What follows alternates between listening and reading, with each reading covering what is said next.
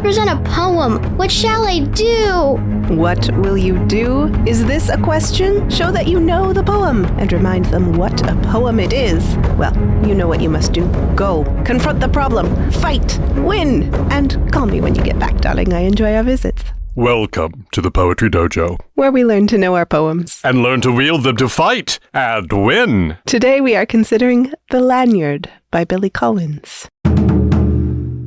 Billy Collins was born in 1941, and he also wrote Fishing on the Susquehanna and Forgetfulness, Forgetfulness. which we have already covered. which we have previous already covered. episodes. And so it is, if you're curious about him in depth, certainly would benefit to go back and listen to those poems as well. They are well worth the time. In any case, he was Poet Laureate in the United States from 2001 to 2003, and the New York State Poet from 2004 to 2006.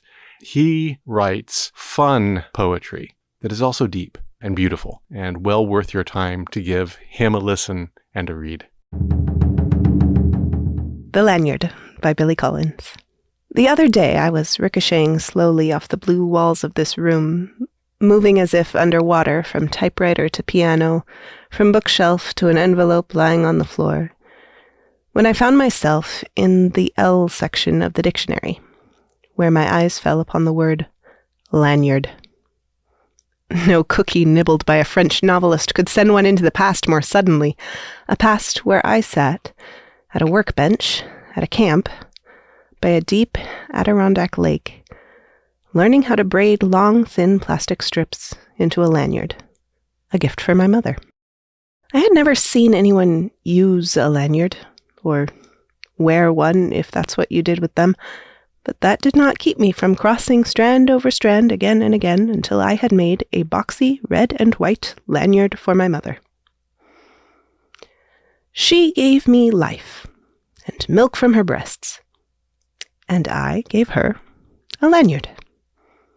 She nursed me in many a sick room, lifted spoons of medicine to my lips, laid cold face cloths on my forehead, and then led me out into the airy light and taught me to walk and swim, and I, in turn, presented her with a lanyard.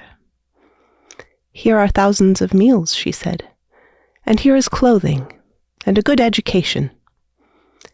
And here is your lanyard, I replied, which I made with a little help from a counselor. Here is a breathing body and a beating heart, strong legs, bones and teeth, and 2 clear eyes to read the world, she whispered. And here, I said, is the lanyard I made at camp. And here I wish to say to her now is a smaller gift, not the worn truth that you can never repay your mother, but the rueful admission that when she took the 2-tone lanyard from my hand, I was as sure as a boy could be that this useless, worthless thing I wove out of boredom would be enough to make us even. The Lanyard by Billy Collins. It's so delightful. It is. It is. I have trouble reading it even silently to myself without just cracking up. It makes me grin. Yeah. It also, at first pass, it's a funny poem, and then it's got, that second layer that, and by the way, it's funny because a lanyard is... It's completely useless. It's completely useless. It is worthless. It is the only value that lies in that lanyard is the fact of the mother's love for the child who gave it to her. She probably saved that lanyard on her keychain for years and years and years. Because her child gave it to her. So that's funny. That's just, it's the irony. It is the inequality that is presented as an equality. It is, there's a French word for it that leads to comedy. And at the next layer, the one that is obviously mentioned in the poem, no, we can never repay our mother or our parents for what all they give us. And really, the measure of being good parents is the fact that you have done this, that you have sacrificed, that you do give the thousands of meals, the care at the sickbed, the patience, the comfort to a child whose only recognition of it is that they need patience and they need comfort given to them right now. And then there's even one level deeper, at least, that I look at soberly. And that's the recognition that this is also how we approach God. Mm-hmm.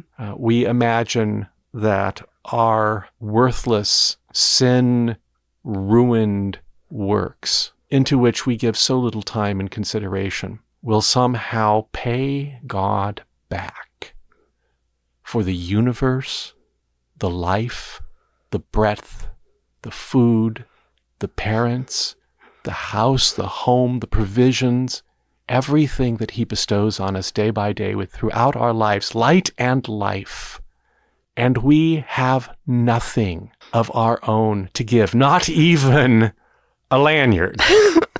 And yet so often we imagine that what little do we give somehow pays him back. And we should recognize that the only value of what he receives from us lies in the love that he applies to us, that he turns toward us for the sake of his son.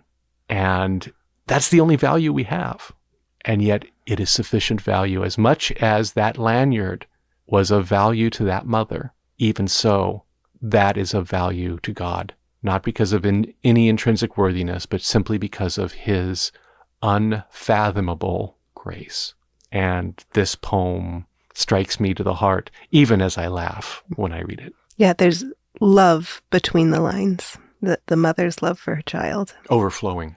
Adirondack is a lake. The Adirondacks are a set of mountains, I believe, in New York. Mm-hmm. And there are lakes in them, thar hills, and plenty of camps that boys can go to on a summer day and learn various useful skills like weaving plastic lanyards. Yeah, so as you deliver this poem, have a good time, smile to yourself at the irony, and recognize that there is something to think about here. It's not to be rattled off lightly, although it is easy to understand. But give it its due. Give it some dignity as well as its comedy. In your mind, in your tone of voice, recognize the value of what the mother is giving and the worthlessness of what is being given in return. And I think that will tickle the judge's humor, and the greater truth that lies beneath will also catch their attention. And therefore, delivered well, this can be a winning poem. Thank you for tuning in. This has been a Diecast Media Group production. Please recommend us to friends, family, relations, but not your competitors. Definitely send this episode to your mother. Feel free to email us with questions at poetrydojo@diecastmediagroup.com. And tune in next time for another exciting episode and another fine poem.